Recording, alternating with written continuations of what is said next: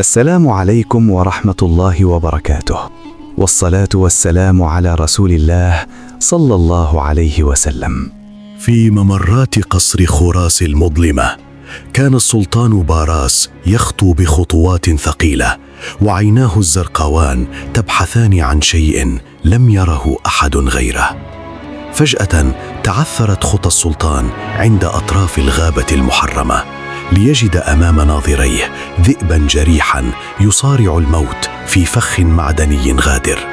جثى السلطان على ركبتيه، وبيديه اللتين حكمتا ممالك بدأ يكسر قيود الموت عن الكائن الذي يخشاه الجميع. ومن خلف الأعمدة الصخرية كان الوزير شامان يراقب المشهد بابتسامة خبيثة تشتعل في عينيه الضيقتين. عاد السلطان إلى قصره حاملا للموت بين ذراعيه، فبدأت همسات الخدم والعبيد تتصاعد. لقد فقد السلطان عقله تماما. اعترض القائد ذو الفقار طريق السلطان مشهرا سيفه. يا مولاي، هذا الوحش سيمزق حناجرنا في نومنا. نادى السلطان على الحكيمة أستيرة التي داوت جراح الذئب بصمت، وهي تهمس بكلمات لم يفهمها أحد سواها. اقترب الوزير شامان من أذن السلطان محذرا: الشعب يقول إنك مسحور، والعرش لا يجلس عليه المجانين. في تلك الليلة وقف الخادم مور أمام باب الجناح الملكي، يشعر بأن شيئا قبيحا يطبخ في قدور الخيانة. وقف باراس مع ذئبه ينظران إلى الغابة البعيدة، حيث كانت المعجزة واللعنة تنتظران اللحظة المناسبة لتظهر. بدأ السلطان باراس في كتابة مرسوم جديد يغير به قوانين المملكة، ليكون الرفق بالضعيف هو الأساس الذي لا يتزعزع في دولته. أما التاجر فهرا فقد صدر الحكم عليه بالعمل في إسطبلات الخيل، ليتعلم أن قيمة الإنسان في كده وعمله، لا في ذهبه المسروق. سار الذئب في أسواق المدينة بكل كبرياء، ولم يعد الناس يهربون منه، بل صاروا ينظرون إليه كحامي القصر ورفيق السلطان. من فوق التلة البعيدة وقف الغريب نذير يودع المملكة بنظرة أخيرة، فقد أتم مهمته في توجيه القدر نحو مساره الصحيح. وفي ظلمات زنزانته فقد الوزير شامان ما تبقى من عقله، يخط في التراب خرائط لممالك وهمية لن يراها أبدا. حولت الأميرة سيلينا حدائق القصر إلى مدرسة للصغار، تعلمهم أن القوة الحقيقية تكمن في الحكمة والرحمة بكل ذي روح. طلب القائد ذو الفقار الصفح والمغفرة، معاهدا السلطان أن نصله لن يشهر بعد اليوم إلا في وجه أعداء الحق. استمرت الحكيمة أستيرة في أبحاثها بمساعدة الخادم مور، الذي وجد في خدمتها غاية أسمى من مجرد الصمت خلف الأبواب. نظر السلطان إلى درعه الفضي، فرأى وجها أثقلته السنون لكن طهرته التجربة، ورأى بجانبه عيونا برية لم تخذله يوما. عادت السكينة إلى خوراس، وصار يحكى في كل بيت عن الليلة التي أنقذ فيها ذئب ملكا، وكيف تحول الجنون إلى معجزة غيرت وجه التاريخ. استل السلطان باراس سيفه العتيق، ووقف وقفة الجبال التي لا تهتز، رغم أن نبال الغدر كانت تحيط به من كل جانب. صرخ القائد ذو الفقار بأعلى صوته: اليوم تنتهي أسطورة المجنون، ارموا نبالكم ولا تأخذكم به رحمة. وفي اللحظة التي انطلقت فيها السهام قفز الذئب كالبرق الخاطف، ليتلقى بجسده ما كان موجها لقلب منقذه. اشتعلت المعركة، وراح السلطان يضرب بسيفه يمينا ويسارا، مدافعا عن عرشه وعن الروح التي استأمنته على حياتها. وفي تلك الأثناء كان الوزير شامان قد جلس على العرش في القصر الخالي، ظنا أن الغابة قد ابتلعت صاحبها للأبد. أما الأميرة سيلينا فقد ألقي بها في غياهب البرج، تراقب القمر وتدعو لنجاة والدها من براثن الخونة. فجأة صعد الذئب فوق صخرة عالية، وأطلق عواء هز أركان الغابة، لترد عليه مئات العيون المتوهجة من بين الأشجار. تحولت الغابة إلى ساحة من الرعب، حيث ظهر جيش من الذئاب لم تره عين بشر من قبل، يحيطون بالخونة إحاطة السوار بالمعصم. ظهر الغريب نذير مجددا بجانب السلطان وقال له: لقد أنقذت ملكا منهم، واليوم ملوك الغابة يردون لك الدين.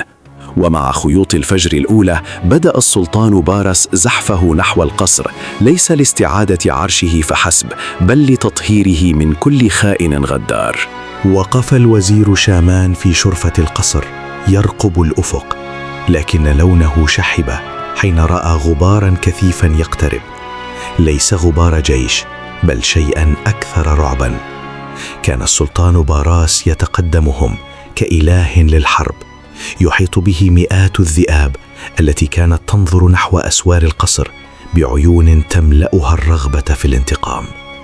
ارتعد الجلاد قاطع خلف الأبواب المؤصدة، فقد سمع زمجرة لم تألفها أذناه، وشعر بزلزال يقترب من معقله الحصين. وبضربة واحدة من مخالب الذئب الذي أنقذه السلطان تحطمت أعتاب بوابات القصر، وكأنها مصنوعة من ورق الخريف اليابس. استغل الخادم مور الفوضى العارمة وتسلل بمفاتيح الزنزانة ليحرر من بقي مخلصا لسلطانه المغدور.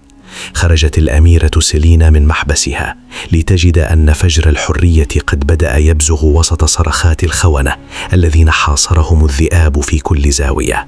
حاول التاجر فهر الاختباء خلف ستائره الحريرية، لكن أنفاس الذئاب كانت أسرع من خططه، وجزاؤه كان ينتظره خلف كل رداء زائف. وجد القائد ذو الفقار وحيدا أمام وحوش لم يعرفها من قبل، وسيفه الذي تباهى به يوما انكسر كما انكسرت هيبته الزائفة. دخل السلطان قاعة العرش ولم يكن بحاجة لقول كلمة واحدة، فخطواته الثقيلة وزمجرة ذئبه كانت كافية لتنطق بحكم الموت. سقط التاج من يد شامان وتدحرج تحت أقدام السلطان، بينما كان الذئب يضع مخالبه على صدر الخائن ينتظر إشارة واحدة لينهي الحكاية. انحنى السلطان باراس ليلتقط تاجه من الأرض، ولم تكن يده ترتجف، بل كانت تفيض بقوة من استعاد حقه من بين أنياب الغدر.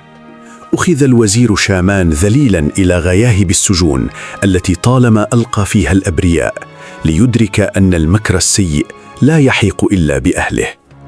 اندفعت الأميرة سيلينا نحو حضن والدها تذرف دموع الفرح بعد أن ظنت أن وجهه لن يشرق عليها مرة أخرى.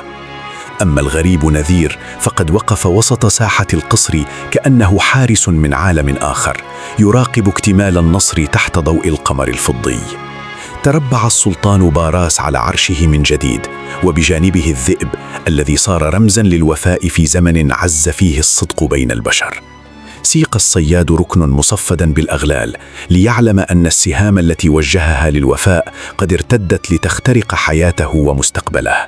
مرت الحكيمة أستيرا عبر القاعات وهي تبتسم ابتسامة من يعلم أن الأقدار دائما ما تنصف من يحمل في قلبه رحمة تجاه الضعفاء. وفي زنزانته الضيقة كان ذو الفقار يصارع ندمه وغضبه، مدركا أن القوة بدون شرف ليست سوى طريق سريع نحو الهاوية.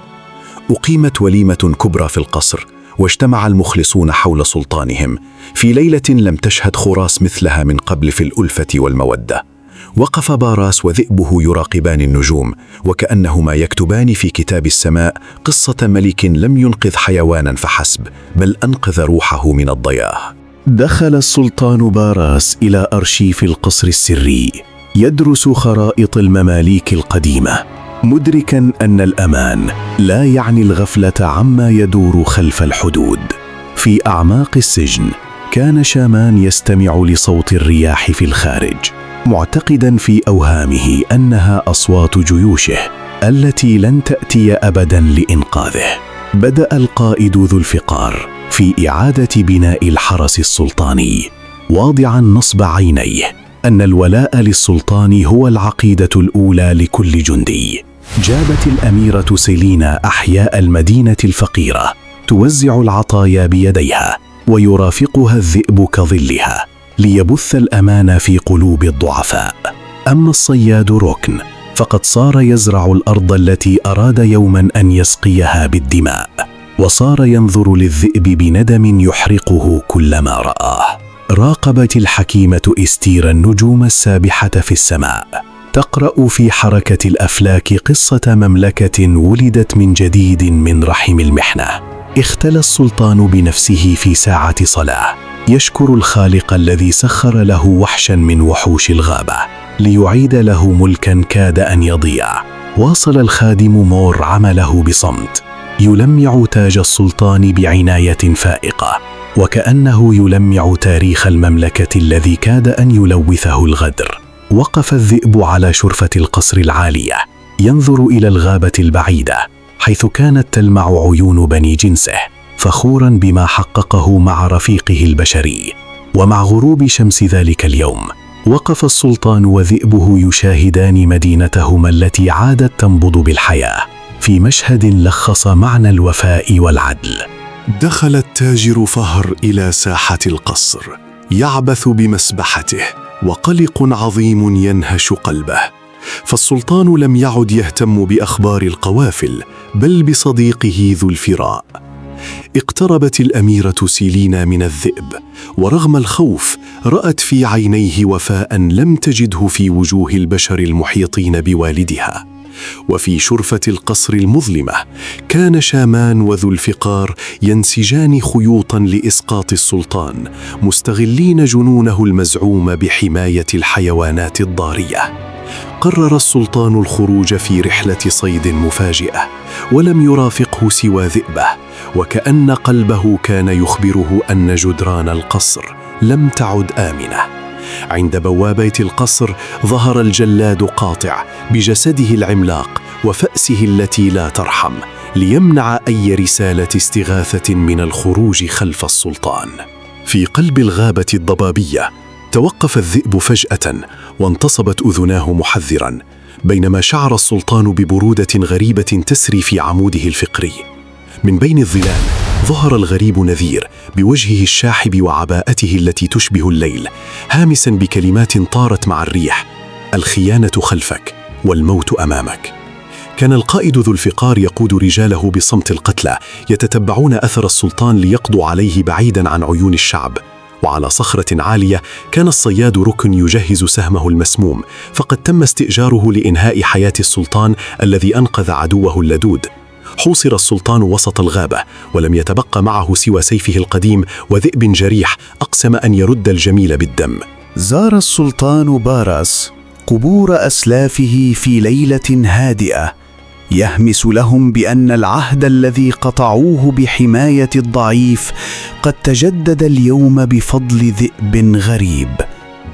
وفي ظلام سجنه لم يعد شامان يرى في انعكاس الماء سوى وجه خائن أضاع حياته في مطاردة سراب السلطة الزائف. أطلقت الأميرة سيلينا حمائم السلام في سماء خوراس، لتعلن للعالم أن عهد الظلم قد ولى، وأن الرحمة هي شمس المملكة الجديدة. صار التاجر فهر عبرة للجميع، يعمل بجد لتعويض ما نهبه، مدركا أن لقمة العيش الحلال أطيب من كنوز الأرض الحرام. ظل القائد ذو الفقار مرابطا عند البوابات، يطلب التكفير عن ذنبه، مقسما ألا يرفع سيفه إلا دفاعا عن الحق الذي حاول هدمه. وزعت الحكيمة أستيرة تمائم الوفاء على أطفال المملكة، لترسخ في عقولهم قصة الذئب الذي كان أوفى من 1000 رجل. جاءت لحظة الوداع عند أطراف الغابة، حيث وقف السلطان ينظر لرفيقه، مدركا أن لكل روح موطنا تنتمي إليه في النهاية. انطلق الذئب نحو مملكته الخضراء، لكنه ترك خلفه أسطورة ستظل ترويها الأجيال في خوراس عن المعجزة التي حدثت في تلك الليلة. عاد السلطان باراس إلى قصره وحيدا في جسده، لكنه محاط بأرواح الوفاء التي أنقذته، عازما على أن يظل ملكا عادلا حتى الرمق الأخير. وهكذا انتهت حكاية السلطان والذئب، لتصبح درسا خالدا أن من يزرع الرحمة في القلوب البرية يحصد الوفاء حين تشتد عليه الخطوب. وبكده يا جماعة تكون القصة بتاعت النهاردة انتهت، وشكرا لكم على حسن المتابعة للنهاية، ويا ريت تكتبوا لي تعليق وتعملوا شير للفيديو ده، ويا ريت تعملوا لايك، واستنوني ان شاء الله في القصة القادمة.